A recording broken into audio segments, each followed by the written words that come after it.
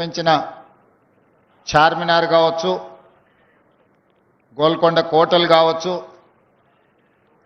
నిజాం సర్కార్ నిర్మించిన ఉస్మానియా యూనివర్సిటీ నుంచి మొదలు పెడితే ఉస్మానియా హాస్పిటల్ వరకు, తెలంగాణ రాష్ట్ర శాసనసభ భవనం, ఇలా ఎన్నో చారిత్రాత్మకమైన కట్టడాలు నిజాం ప్రభుత్వం నిర్మించిన చారిత్రాత్మకమైన నగరంలో సికింద్రాబాద్ ప్రాంతాన్ని బ్రిటిషర్స్ అభివృద్ధి చేసి కంటోన్మెంట్ ప్రాంతాన్ని అంతర్జాతీయ స్థాయిలో ఒక గుర్తింపు రావడానికి వీళ్ళందరూ సహకరించారు.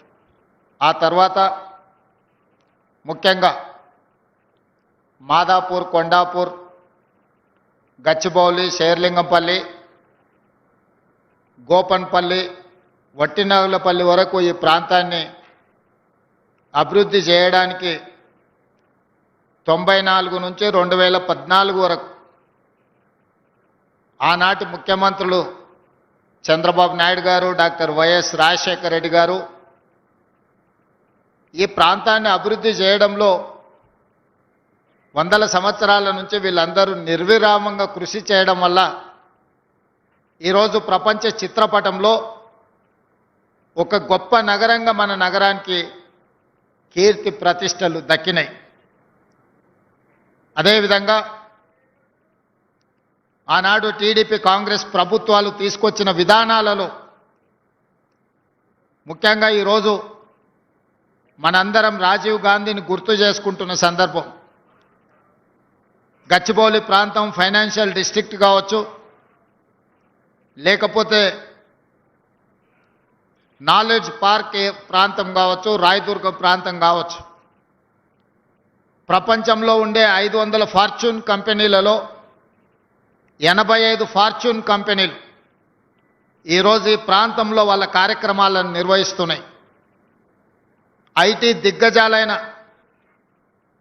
ఇన్ఫోసిస్, మైక్రోసాఫ్ట్ నుంచి మొదలు పెడితే గూగుల్ లాంటి సంస్థలు ఈరోజు ఇక్కడ అత్యధిక ఉద్యోగ అవకాశాలు కల్పించిన టీసీఎస్, హెచ్సిఎల్, కాగ్నిజెంట్ లాంటి సంస్థలు ఈ ప్రాంతంలో లక్షలాది మంది సాంకేతిక నిపుణులు, ముఖ్యంగా గ్రామీణ ప్రాంతాలలో నుంచి చదువుకున్న యువకులు ఈరోజు ఐటీ రంగంలో రాణిస్తున్నారంటే ఆనాటి దేశానికి రాజీవ్ గాంధీ గారి కంప్యూటర్ని పరిచయం చేసిండు. వారి మిత్రుడు శామ్ పిట్రోడా టెక్నాలజీ రంగంలోనే కాదు, టెలికాం రంగంలో ఈరోజు మనం ఇంటర్నెట్ అంటున్నాం, వైఫై అంటున్నాం, కంప్యూటర్ అంటున్నాం, క్వాంటమ్ అంటున్నాం, రకరకాల పదాలు మనం పలుకుతున్నామంటే ఆనాటి ప్రధానమంత్రి రాజీవ్ గాంధీ గారు ఈ దేశానికి కంప్యూటర్ని ఇంట్రడ్యూస్ చేయడమే కాదు, వారి వారసత్వంగా ఈ దేశ ప్రధానమంత్రి పివి నరసింహారావు గారు బాధ్యత చేపట్టిన తర్వాత మొట్టమొదట హైటెక్ సిటీని, ఐటీ స్పెషల్ ఎకనామిక్ జోన్ని ఆనాడి ఉమ్మడి ఆంధ్రప్రదేశ్కు వారు మంజూరు చేసింది.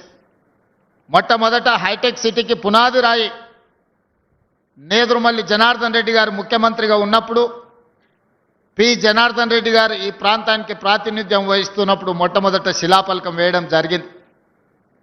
వివిధ కారణాల చేత హైటెక్ సిటీ నిర్మాణం జరగక తిరిగి చంద్రబాబు నాయుడు గారు ముఖ్యమంత్రిగా బాధ్యతలు చేపట్టిన తర్వాత మన ప్రాంతం అభివృద్ధి చెయ్యాలి అనంటే మన రాష్ట్ర విద్యార్థులు కర్ణాటకనో మహారాష్ట్రకు పోయి ఇంజనీరింగ్ చదువుకోవడం కాదు, మన ప్రాంత విద్యార్థులు ఇక్కడనే ఇంజనీరింగ్ గ్రాడ్యుయేట్స్గా చదువుకొని కంప్యూటర్ సైన్స్ని అవసోపాన బట్టి కంప్యూటర్ నిపుణులుగా రాణించాలి అని వారు తీసుకొచ్చిన మార్పులు, వారు నిర్మించిన హైటెక్ సిటీ ఈరోజు మనకు లక్షలాది కోట్ల రూపాయల ఆదాయాన్ని రాష్ట్రానికి తెచ్చిపెట్టడమే కాదు, ఈరోజు ప్రపంచంలో ప్రసిద్ధిగాంచిన కంపెనీలు ఈ ప్రాంతానికి రావడం జరిగింది.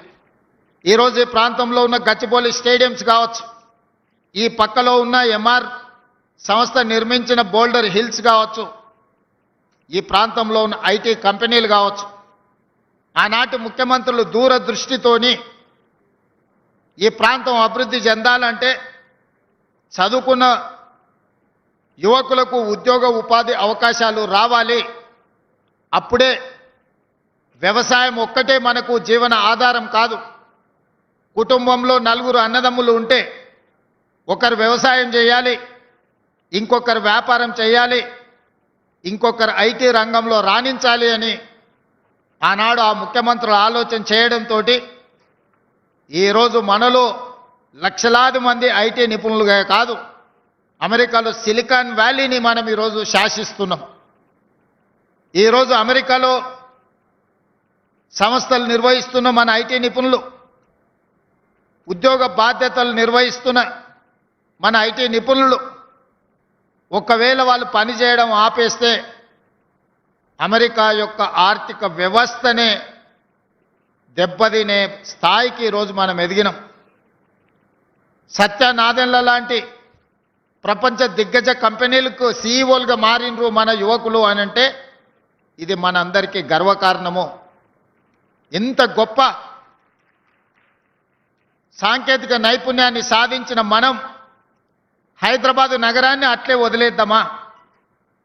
ఈ నగరంలో చెత్త పేరుకపోవడం, మురికి నగరంగా, వసతులు లేని, వర్షాలు వస్తే నీళ్లు నిండి, చినుకు పడితే ట్రాఫిక్ జామ్లతోని ప్రభుత్వ కార్యాలయాలకు వెళ్తే ఒక నరక కూపానికి వెళ్ళినట్టుగా వాటిని అట్లనే వదిలేద్దామా? లేదు అంటే ప్రపంచానికే ఆదర్శంగా నిలబడిన హైదరాబాదు నగరాన్ని ఒక విశ్వ నగరంగా తీర్చిదిద్దుకుందామా? మీరు ఆలోచన చేయండి. ఈరోజు మూసీ ప్రక్షాళన కొంతమందికి ఇష్టం లేదు. భారత్ ఫ్యూచర్ సిటీ నిర్మాణము ఇంకొక కొంతమందికి పసందు కావట్లేదు. ఆనాడు కూడా హైటెక్ సిటీ కట్టినప్పుడు అవహేళన చేసింది. అంతర్జాతీయ ఎయిర్పోర్ట్ ఎక్కడో దూరంగా ఉంది, ఔటర్ రింగ్ రోడ్డులో ఎవరు ప్రయాణం చేస్తారు, కార్లు ఉన్న వాళ్ళ కోసమేనా ఈ అభివృద్ధి అని ఆనాడు మాట్లాడింది. ఆనాడు పి జనార్దన్ రెడ్డి గారు కుండల ప్రదర్శన చేసేటోడు ఎండాకాలం వచ్చిందంటే సచివాలయం ముందు. చంద్రబాబు నాయుడు గారు శాసనసభకి వెళ్ళాలన్నా, సచివాలయానికి వెళ్ళాలన్నా పి జనార్దన్ రెడ్డి గారు ప్రదర్శించే కుండల ప్రదర్శనని దాటుకొని ముందుకు వెళ్లాల్సిన పరిస్థితి ఆనాడు ఉండే. అక్కడి నుంచి ఆలోచన చేసి హైదరాబాదు నగర దాహార్తిని తీర్చడానికి నిజాం నిర్మించిన హిమాయత్ సాగర్, ఉస్మాన్ సాగర్ నీరు సరిపోవడం లేదు, మరి నగరానికి వస్తున్న లక్షలాది మంది యొక్క దాహార్తిని తీర్చాలంటే కృష్ణా జలాలను తరలించాలని ఆనాడు కృష్ణా నుంచి నాగార్జున సాగర్ నుంచి తాగునీటిని తరలించి హైదరాబాదు నగరానికి కృష్ణా జలాలను తరలించిన ఆనాడు. కృష్ణా జలాలు సరిపోవడం లేదని గోదావరి జలాలను గోదావరి నది నుంచి హైదరాబాదు నగరానికి తేవడం జరిగింది. ఇవే కాదు, మంజిరా నుంచి హైదరాబాదు నగరానికి తాగునీటిని తీసుకొచ్చి ఈ ప్రాంతంలో వివిధ రాష్ట్రాలు, వివిధ దేశాల నుంచి ఉద్యోగ ఉపాధి కోసం వచ్చే వాళ్ళకి ఆశ్రమం ఇవ్వడమే కాదు, అన్ని మౌలిక వసతులను ఆనాటి ప్రభుత్వాలు ఏర్పాటు చేయబట్టే ఈరోజు ఈ ప్రాంతం గొప్పగా అభివృద్ధి చెందింది. కానీ ఇది సరిపోదు. ఇది ప్రపంచం ఆశిస్తున్న స్థాయిలో ఇంకా మనం చేయాల్సింది చాలా ఉంది. అందుకే నేను చెప్పిన హైదరాబాదు నగరం బెంగళూరుతోనో, చెన్నైతోనో, ఢిల్లీతోనో, కలకత్తానో, ముంబైతోనో పోటీ కాదు. మేము న్యూయార్క్తో పోటీ పడదలుచుకున్నాం, టోక్యోతో పోటీ పడదలుచుకున్నాం, సింగపూర్తో పోటీ పడదలుచుకున్నాం. ఇవాళ ప్రపంచాన్ని మనం కూర్చున్న దగ్గర అరచేతిలో ప్రపంచాన్ని చూడగలుగుతున్న మనం మన నగరాన్ని ప్రపంచ స్థాయి నగరంగా తీర్చిదిద్దుకోవడానికి మనకు చేతనవుతుంది, మనకు సాంకేతిక నైపుణ్యం ఉంది, మన దగ్గర అన్నీ ఉన్నాయి. అన్నీ మనకు ఉన్నప్పుడు కావాల్సింది ఒక్కటే చిత్తశుద్ధి. చిత్తశుద్ధి ఉన్న నాయకుడు ఉంటే ఏమైనా చేయొచ్చు అని ఈ ప్రాంతాన్ని అభివృద్ధి చేసిన చంద్రబాబు నాయుడు గారు, రాజశేఖర రెడ్డి గారు నిరూపించారు. మరి ఈరోజు మనం ఎందుకు చేసుకోకూడదు? మీరు ఆలోచన చేయండి. ఇవాళ లక్షలాది మంది వివిధ ప్రాంతాల నుంచి ఇక్కడికి వచ్చి శాంతి భద్రతతో కూడుకున్న ఉద్యోగ భద్రత ఈ ప్రాంతంలో మనం ఇవ్వగలిగినము అంటే ఆనాటి ముఖ్యమంత్రులు రచించిన ప్రణాళికలే ఈరోజు మనకు వేదికగా మారినాయి. గచ్చిబౌలి స్టేడియంలో అంతర్జాతీయ క్రీడల్ని మనం నిర్వహించినాం. ఆఫ్రో ఏషియన్ గేమ్స్ నిర్ణయించినాం. కామన్వెల్త్ గేమ్స్కు సంబంధించి ఈరోజు మనం అంత ఇన్ఫ్రాస్ట్రక్చర్ మనం చేసుకోగలిగినాం. ప్రపంచ స్థాయి మిలిటరీ గేమ్స్ మనం ఇక్కడ నిర్వహించుకున్నాం ఆనాడు. కానీ మధ్యలో గచ్చిబౌలి స్టేడియంలన్నీ పెళ్లిళ్లకు పేరంటాలకు వేదికలుగా మారినాయి.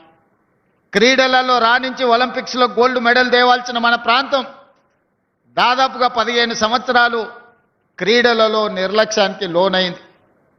అందుకే ఈరోజు తెలంగాణ రాష్ట్రంలో ప్రజాపాలన ఏర్పాటు చేసిన తర్వాత ఒక పక్కన సంక్షేమ పథకాలను అమలు చేస్తూనే వాయు వేగంగా ఆగిపోయిన అభివృద్ధిని సాంకేతిక నైపుణ్యాన్ని అందిపుచ్చుకొని మన నగరాన్ని అభివృద్ధి చేయాలని ఈరోజు నిర్ణయం తీసుకున్నాం. అందులో భాగంగానే తెలంగాణ రైజింగ్ 2047 అనే ఒక విధానపరమైన ప్రణాళికను సిద్ధం చేస్తున్నాము. 2047కి మనకు స్వతంత్రం వచ్చి 100 సంవత్సరాలు పూర్తి చేసుకోబోతున్నాం. అందుకే రాబోయే 10 సంవత్సరాలలో తెలంగాణ రాష్ట్రాన్ని $1 ట్రిలియన్ ఎకానమీగా రాబోయే 2047కి $3 ట్రిలియన్ ఎకానమీగా అభివృద్ధి చేయాలి. అభివృద్ధి చెయ్యాలి అంటే నగరాన్ని విస్తరించాలి. నగరాన్ని విస్తరించాలి అని అంటే పాత నగరాన్ని, అది ఓల్డ్ సిటీ కాదు, ఒరిజినల్ సిటీ, ఆ ఒరిజినల్ సిటీని ఒక గోల్డెన్ సిటీగా తీర్చిదిద్దాలంటే మూసి ప్రక్షాళన చేసి తీరవలసిందే. గుజరాత్లో సబర్మతి రివర్ ఫ్రంట్ కట్టుకుంటారు, ఉత్తరప్రదేశ్లో గంగా రివర్ ఫ్రంట్ కట్టుకుంటారు, ఢిల్లీలో యమునా నది ప్రక్షాళన చేసుకుంటారు. గుజరాత్ సబర్మతి ప్రక్షాళన చేయొచ్చు, ఢిల్లీ యమునా నది ప్రక్షాళన చేయొచ్చు, ఉత్తరప్రదేశ్ ఈరోజు అక్కడ ఉండే నదులను ప్రక్షాళన చేసుకుంటే మరి హైదరాబాదు నగరంలో ఉన్న హైదరాబాదు నగర ప్రతిష్టను పెంచే మూసీ నది ప్రక్షాళన ఎందుకు చేసుకోకూడదని నేను మిమ్మల్ని అందరూ అడుగుతున్నాను. ఎందుకు అడ్డుపడుతున్నారు? అడ్డుపడుతున్న ఆలోచన ఏంది? వాళ్ళ విష ప్రచారం ఏంది?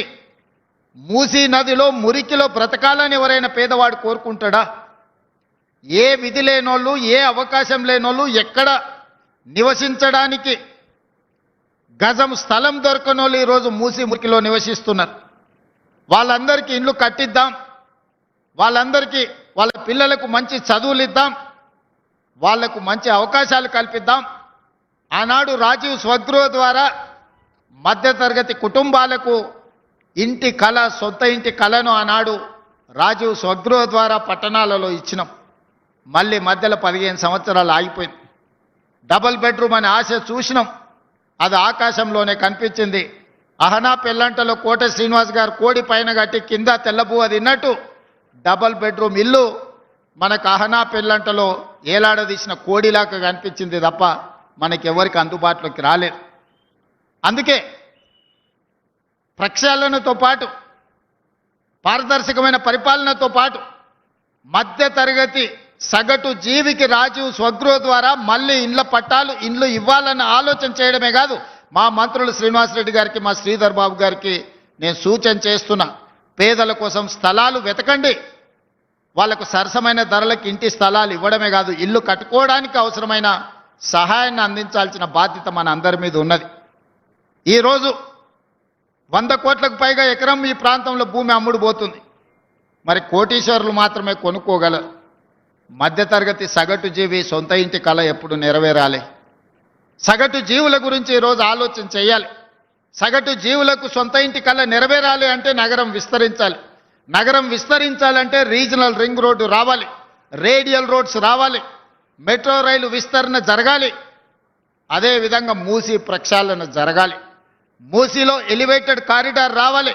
మూసీ ప్రాంతం ఈరోజు మనకు ఐటీ అర్ధరాత్రి రాత్రి పొద్దున ఇక్కడ చీకటి అవుతే అమెరికాలో తెల్లారుతుంది. మరి అమెరికా వాళ్ళతో కలిసి పనిచేయాలంటే రాత్రి కూడా ఇక్కడ పనిచేయాలి. ఇక్కడ పనిచేసిన వాళ్ళు భోజనం చేయాలంటే ఎక్కడికి వెళ్ళాలి?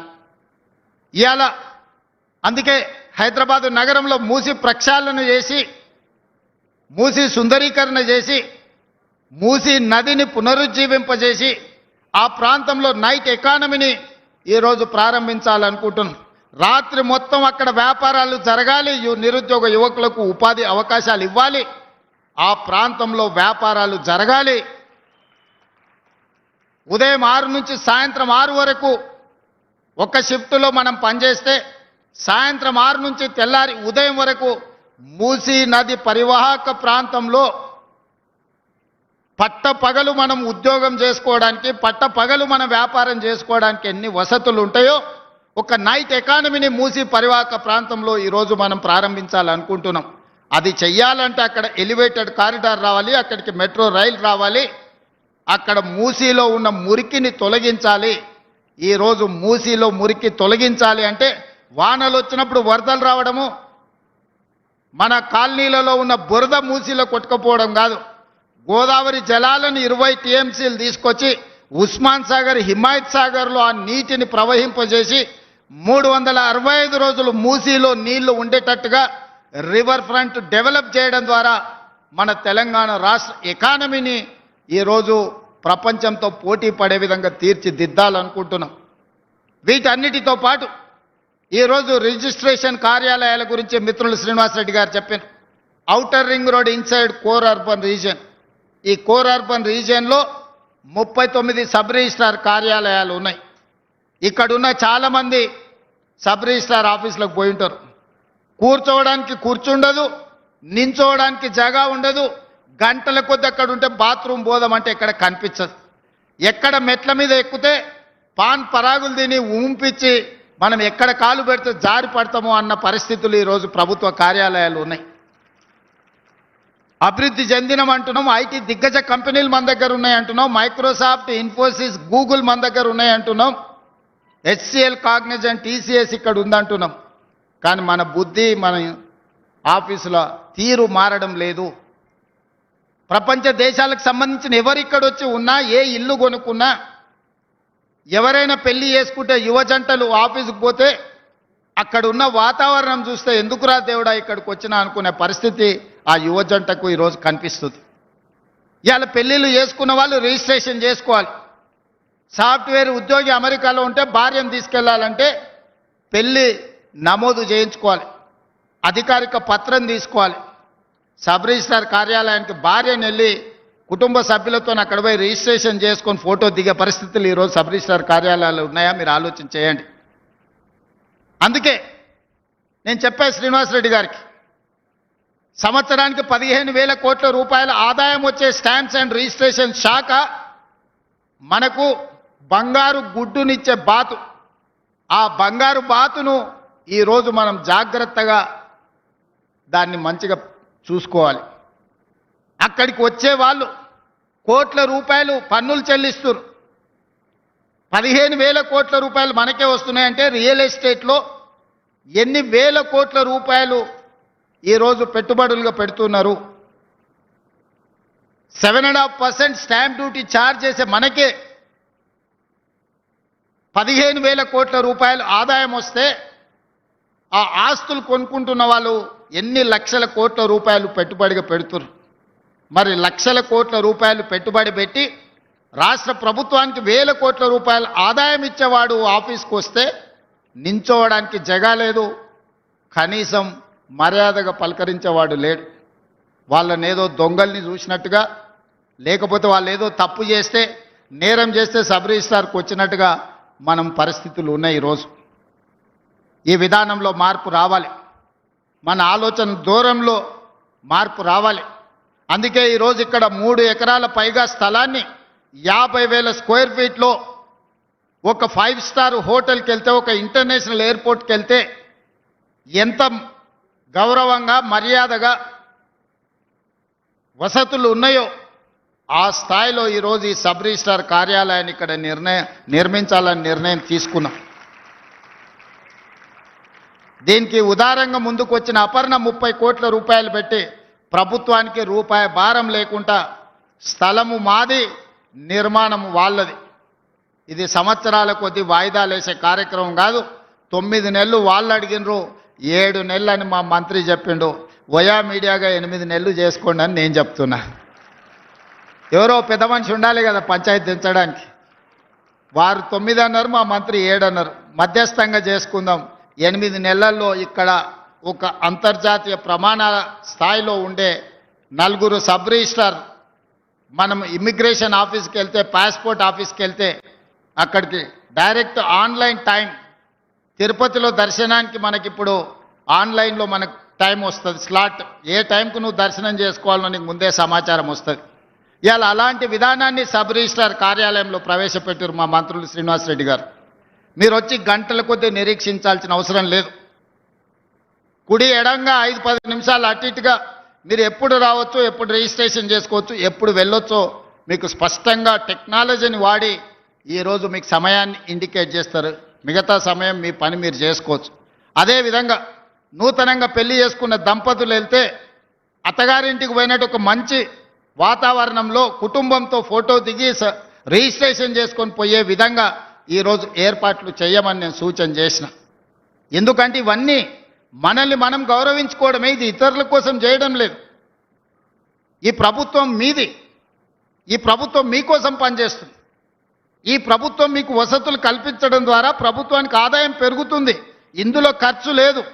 శ్రీనివాస్ రెడ్డి గారు, మీరు ఏదైనా అనుకుంటారో మీకు పెట్టే ఖర్చు అయినది, ఇది మీరు ఎంత పెడితే అంత ఆదాయం వస్తుంది. ఇది చాలామంది ఇక్కడ మీరు మంచి వసతులు కల్పిస్తే, ఫాస్ట్గా డాక్యుమెంట్ చేస్తే సంవత్సరానికి 19 లక్షల డాక్యుమెంట్లు మన సబ్ రిజిస్ట్రార్ కార్యాలయాలలో 144 సబ్ రిజిస్ట్రార్ కార్యాలయాలు ఈ రాష్ట్రంలో ఉంటే సంవత్సరానికి 19 లక్షల డాక్యుమెంట్లు చేస్తున్నాం.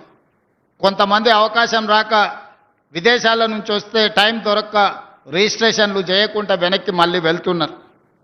అందుకే వాళ్ళందరికీ మీరు వేగంగా రిజిస్ట్రేషన్లు చేస్తే డాక్యుమెంట్స్ పెరగడమే కాదు, రాష్ట్ర ప్రభుత్వం యొక్క ఆదాయం పెరుగుతుంది. ఈరోజు మన గౌరవం కూడా పెరుగుతుంది. ఇతర దేశాలకు సంబంధించిన ఈ ప్రాంతంలో ఉండే కార్పొరేట్ కంపెనీసు ఈరోజు లక్షల కోట్ల రూపాయలు ఇక్కడ పెట్టుబడులు పెడుతున్నారు. వాళ్ళు ఏది పెట్టాలన్నా, ఏది చెయ్యాలన్నా, ఒక అసెట్ లాంగ్ లీజ్ తీసుకోవాలన్నా, ఒక అసెట్ కొనుక్కోవాలన్నా రిజిస్ట్రేషన్ ఆఫీస్కు రావాలి. విదేశాలలో హైదరాబాద్ నగరానికి గొప్ప పేరుంది, కానీ సబ్ రిజిస్ట్రార్ కార్యాలయానికి వెళ్తే కళ్ళు తేలేసే పరిస్థితి ఉంది, కళ్ళు తిరిగి కింద పడే పరిస్థితి ఉంది.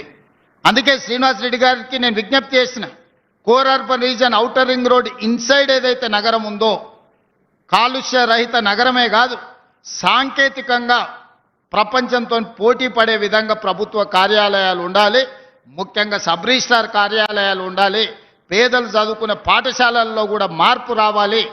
ఒక నాణ్యమైన విద్యను పేదల పిల్లలకు అందించాలంటే ఒక మంచి స్కూల్స్ నిర్మాణం జరగాలి.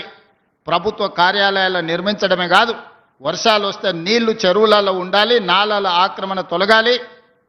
ఈరోజు అన్నీ మనం ప్రక్షాళన చేసుకొని ముందుకు వెళ్దామని చెప్పినా వారు ఒక మంచి సంకల్పంతో ఈ కార్యక్రమాన్ని, ఈ పనులను మొదలుపెట్టిండు. మన నగరం రాబోయే రోజుల్లో, రాబోయే 10 సంవత్సరాలలో ప్రపంచంతోనే 2034 ప్రపంచమంతా హైదరాబాదు నగరానికి చూడడానికి రావాల్సిందే. మనం నిర్మించుకోబోయే ఫ్యూచర్ సిటీ ప్రపంచానికి వేదిక కావాలి. ప్రపంచంలో ఉండే సాంకేతిక నైపుణ్యము, అన్ని రకాల విభాగాలు అక్కడి నుంచి పనిచేస్తాయి. ఆనాటి ముఖ్యమంత్రులు లిమిటెడ్ విజన్తో పనిచేస్తేనే మనకి ఇంత అభివృద్ధి వచ్చింది. ఒకప్పుడు వటినాగులపల్లికి పోవాలంటే ఊరు, గంగాధర్ చెప్పాలి రోడ్డు, వాళ్ళు ఊరికి పోవాలంటే ఇట్లకెళ్ళి పోవాలంటే యూనివర్సిటీ వాళ్ళు లోపలికి కూడా రానిచ్చేది కాదు, అడవులకి వెళ్ళి నడుచుకుంటూ పోయినట్టు ఉండే. మరి ఇవాళ ఇదే పెద్ద నగరం అయింది, విశ్వనగరం అయింది. మనం విస్తరించుకుంటే, మనం ఈ ప్రాంతాన్ని అభివృద్ధి చేసుకుంటే మన ఆదాయం పెరుగుతుంది, మన ఉద్యోగ ఉపాధి అవకాశాలు పెరుగుతాయి. ఎవరైనా ఈ అభివృద్ధికి అడ్డుకునే వాళ్ళను అడ్డుకట్టేయాల్సిన బాధ్యత మీరే తీసుకోవాలి. ఎందుకంటే నేను పనిలో నిమగ్నమై ఉంటా, అట్లాంటి దొంగల్ని పట్టుకోవాలంటే నాకు కొంత సమయం సరిపోతలేదు. ఆ దొంగల్ని పట్టుకునే పని మీరే చేయాలి. అభివృద్ధిని అడ్డుకున్నాడు అని అంటే మనకు శత్రువే. అభివృద్ధి చేసేటప్పుడు పేదలకు ఎట్లా న్యాయం చేయాలనో సూచన చేయండి. వాళ్ళకి ఇంకా మెరుగ్గా నష్టపరిహారం ఏ విధంగా ఇవ్వాలి, లేకపోతే వాళ్ళకి మెరుగైన ఏమైనా వసతులు కల్పించాలనో కూడా వాటి సూచనలు తీసుకోవాలి. ఏది ఏమైనా శ్రీనివాస్ రెడ్డి గారిని అభినందిస్తూనే ఈ 39 కార్యాలయాలను 11 ఇంటిగ్రేటెడ్ సబ్ రిజిస్ట్రార్ కార్యాలయాలుగా మార్చబోతున్నాడు. జూన్ 2, 2026 నాటికి ఈ 11 ఇంటిగ్రేటెడ్ కార్యాలయాలను కంప్లీట్ చేసి తెలంగాణకు మీరు రాష్ట్ర అవతరణ దినోత్సవం లోపల ఈ 11 ఇంటిగ్రేటెడ్ కార్యాలయాలను మీరు డెడికేట్ చేయాలా. మీరు డెడికేషన్తో పూర్తి స్థాయిలో ఆ బాధ్యత తీసుకోవాలి. మీరు రాత్రి పని చేస్తారా, పొద్దున్నే 4 గంటలకు లేచి పని చేస్తారా, అర్ధరాత్రి 12 వరకు పని చేస్తారా నాకు తెలియదు. ఈ 11 కార్యాలయాలను అపర్ణ లాంటి ఆలోచన ఉన్న వాళ్ళని పట్టుకొని 11 కార్యాలయాలు ప్రభుత్వానికి రూపాయి భారం లేకుండా, మా శ్రీధర్ బాబు గారికి భయం లేకుండా కార్యాలయాలు నిర్మించే బాధ్యత మీదే. ఎందుకంటే ఎంత గొప్ప కార్యాలయం నిర్మించుకుంటే వాళ్లకు పేరు వస్తుంది. రేపు పొద్దుగాల ఇక్కడికి వచ్చే ప్రతి వాళ్ళు అపర్ణ సంస్థ ఒక మంచి కార్యాలయాన్ని ప్రభుత్వానికి నిర్మించింది అని చెప్పుకుంటారు. ఈ 11 కార్యాలయాలకు 11 మందిని మంచి స్పాన్సర్స్ని చూడండి. ప్రభుత్వం నుంచి భూమి మీ చేతుల్లోనే ఉంది, భూమి మీరు ఇవ్వండి, నిధులు వాళ్ళు ఇస్తారు, అధికారులు ప్రణాళిక సిద్ధం చేస్తారు, అన్నీ నిర్మించి 2026 జూన్ 2 లోపల ఈ 11 కార్యాలయాలు మీరు నిర్మిస్తారని, నిర్మించాలని ఆశిస్తూ మీ అందరి దగ్గర సెలవు తీసుకుంటున్న ధన్యవాదాలు.